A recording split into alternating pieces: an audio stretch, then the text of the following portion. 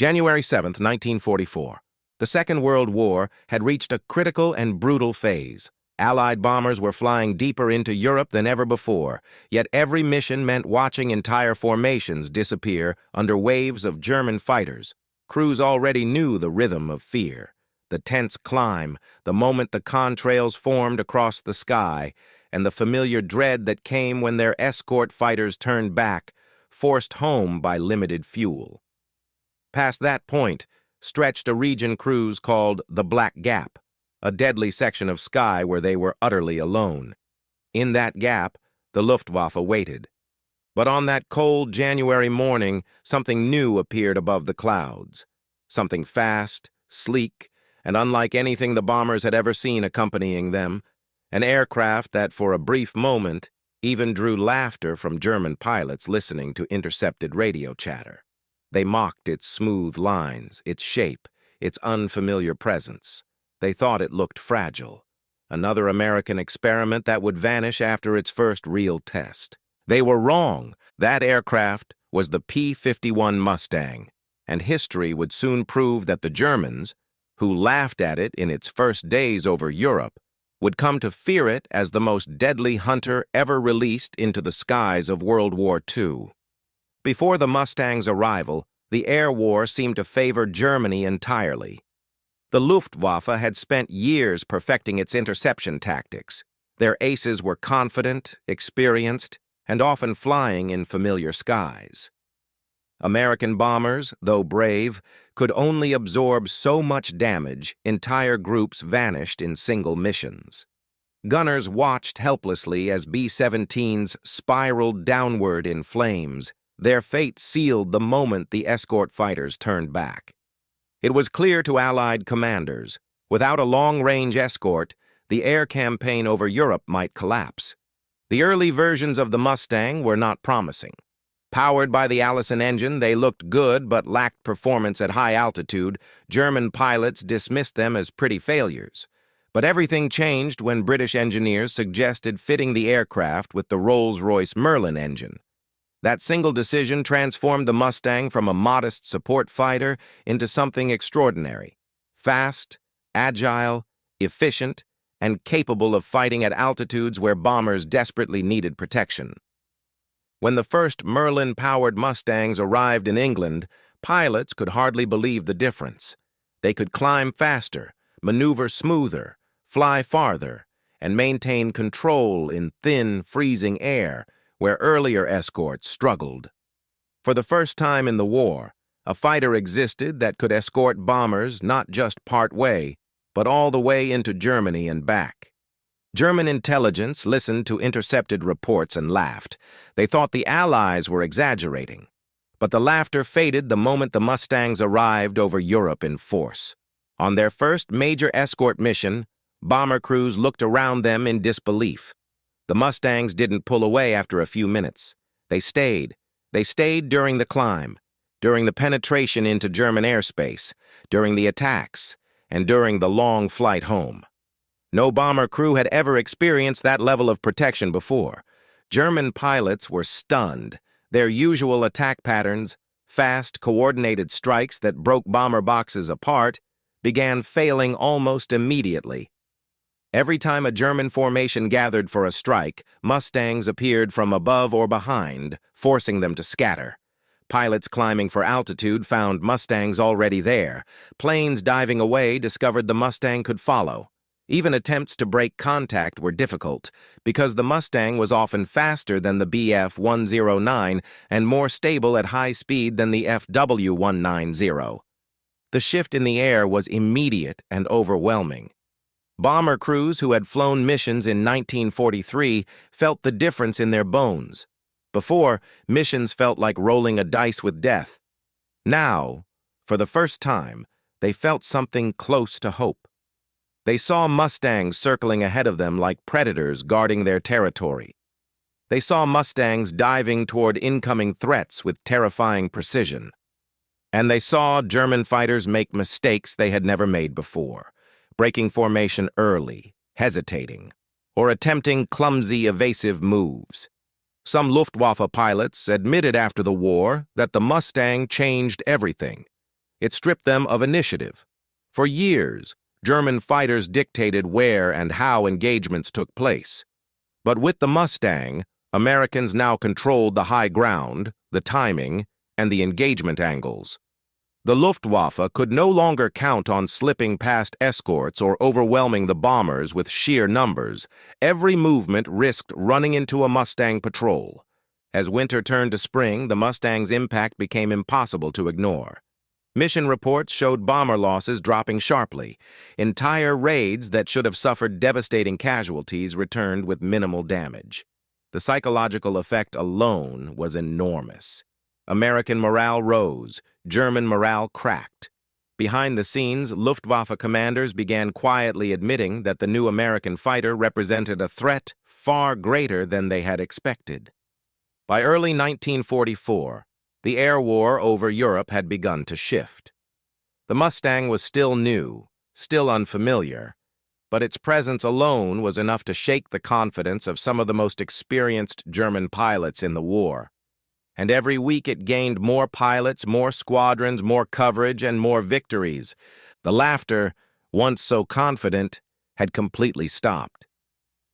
The Mustangs didn't just appear in the sky, they changed the entire behavior of the air war. Bomber crews who had once flown with tight jaws and silent fear now felt something completely new: confidence. They could look out from their turrets and see those long, elegant wings slicing through the air far ahead, sometimes diving in perfect arcs toward distant specks that represented incoming threats. The presence of those fighters alone created a sense of control that had never existed before. The sky no longer felt like enemy territory. It felt contested. It felt protected. Meanwhile, German pilots began noticing something even more unsettling. Every time they tried to form up for an attack, Mustangs were already there. That was something they were not used to. The Luftwaffe had always dictated when and how a fight began, but now they found themselves reacting instead of acting. A squadron of Bf-109s climbing to intercept a bomber formation would suddenly see Mustangs cutting across their altitude.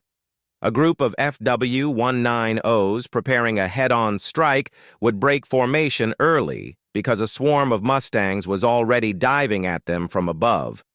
Every plan they attempted seemed to unravel before it even began. Some German pilots began to refer to the Mustang as the Shadow because it seemed to appear in places it shouldn't be. At times, they thought they were safe. Fuel low, altitude dropping, heading home. And then a Mustang would appear behind them, its guns lighting up the sky with streaks of fire. That ability to project power far from the bomber groups was precisely what made the Mustang so dangerous. It was not tied to a rigid escort formation. It was free to hunt, and the pilots loved that freedom. The Americans quickly developed new tactics that took advantage of the Mustang's strengths. Instead of sticking close to the bombers, they climbed high above, flying loose top cover formations that gave them a perfect vantage point. From there, they could see German fighters forming up miles away.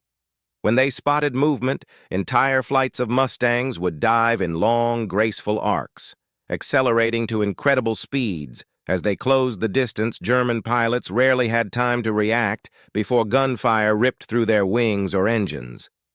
There was another effect that commanders had predicted, but few fully understood until it happened: the destruction of Germany's veteran pilot corps. Before the Mustang, the Luftwaffe had suffered losses, but many of their top aces survived because they could break off combat and escape. The Mustang changed that. It could climb with them, dive with them, and run alongside them. Even the most experienced pilots found themselves unable to disengage safely. When an ace fell, he was replaced by a barely trained recruit with only a handful of hours in the cockpit. And that young pilot, frightened and overwhelmed, often did not survive his first combat mission. As spring warmed into early summer, the Mustang's dominance became unmistakable. The skies over Germany, once swarming with confident Luftwaffe formations, now felt strangely empty, not because German pilots had lost their courage, but because they simply didn't have enough aircraft left to fight. Allied intelligence began noticing a pattern. German interceptors were appearing in fewer numbers, and when they did appear, they were disorganized, suffering mechanical problems, or flying with inexperienced crews who made predictable mistakes. On the ground, this shift produced a crisis. Factories needed to build fighters quickly, but they were being bombed repeatedly. Training schools needed to replace pilots, but fuel shortages prevented proper flight hours. Even the Luftwaffe's leadership admitted privately that they were losing control of the skies. Every mission the Allies flew cut deeper into Germany's ability to resist. The Mustang was not the only factor, but it was the weapon that allowed long-range bombing raids to continue, and those raids destroyed the infrastructure Germany needed to survive. For the bomber crews, this transformation was almost emotional. A gunner who had flown in 1943 described it years later.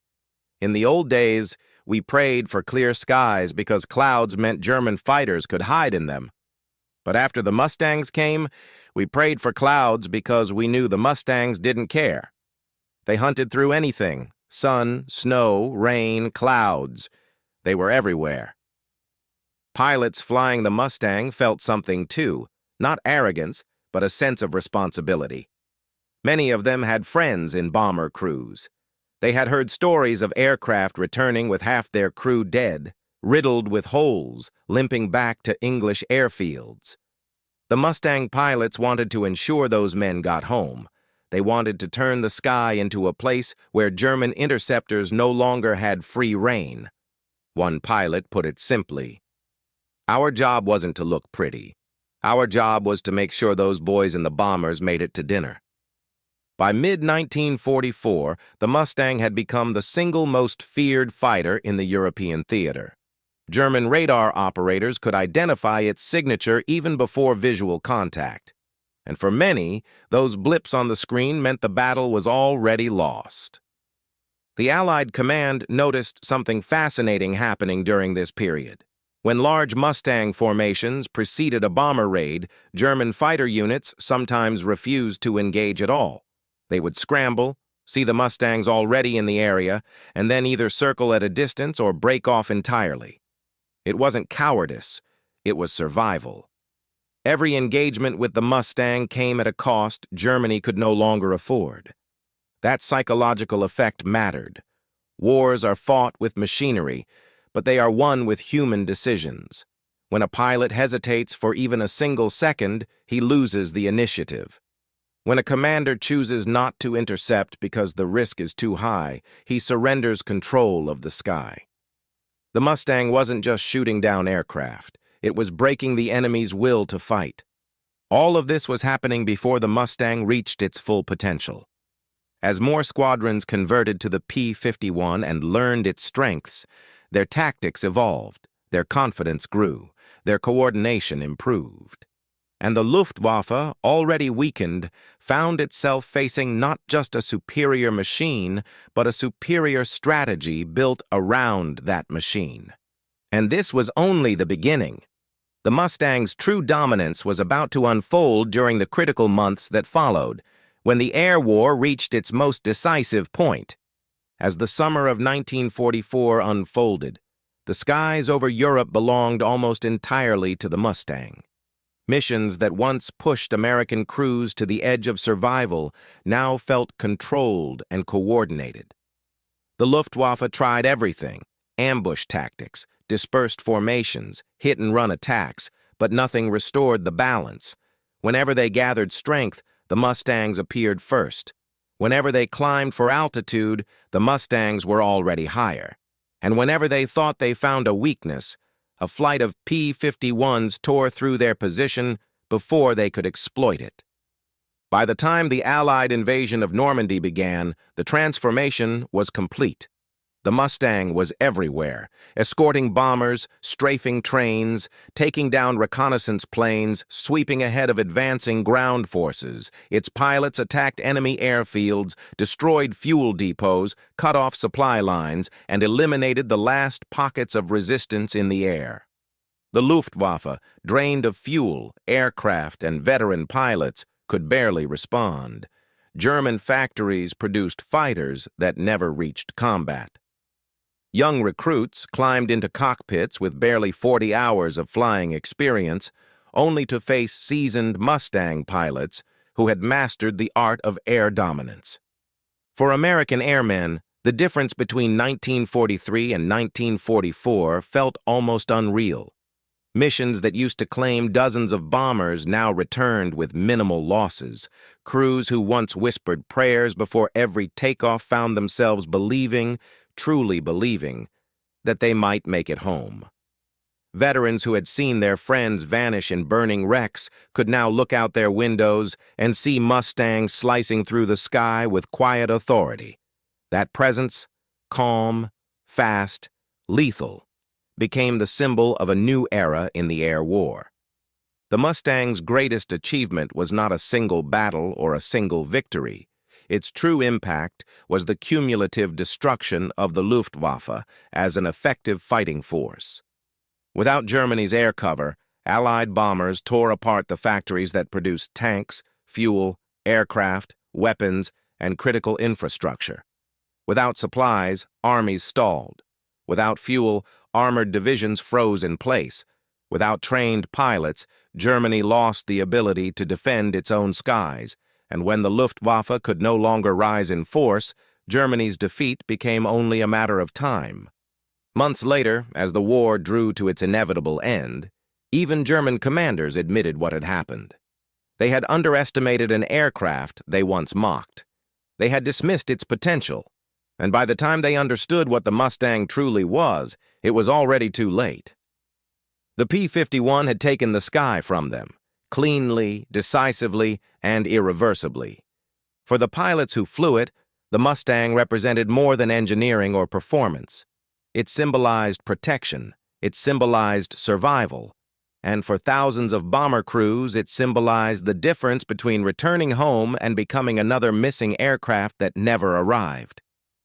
In the final months of the war, as Allied forces advanced across Europe, Mustangs still patrolled the skies, not out of necessity, but out of duty.